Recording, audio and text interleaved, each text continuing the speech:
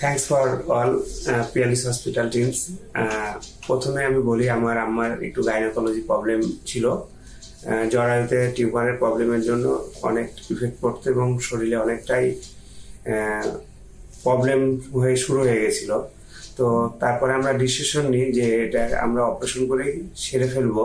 তারপরে আমরা পিয়ালিশে ডক্টর তানুক আদাস ম্যামের কাছে আসি এবং তার পরামর্শ অনুযায়ী আমি তার ট্রিটমেন্টটা কমপ্লিট করি এবং অপারেশন করে সেই জিনিসটা রিমুভও করে দেয় ম্যাডাম। তো ম্যাডাম বলেছিল প্রথমেই যে এটা খুব বড় একটা ব্যাপার নাই, খুব সহজে ঠিক হয়ে যাবে। তো আমার আম্মার অপারেশনের পরে 2 দিন পরে আমরা ডিসচার্জটা পেয়ে গেছি। আমরা ল্যাপারোস্কোপি করেছি, মাইক্রো সার্জারি। আমরা মাইক্রো সার্জারি করেছি, অপারেশন সাকসেস হয়েছে। ম্যাডামকে সেজন্য ধন্যবাদ। আজকে আমাদের 2 দিন অপারেশনের পরে। হ্যাঁ জি। আপনি কেমন ফিল করছেন? আমি ভালো করছি, আপনাদেরকে ধন্যবাদ।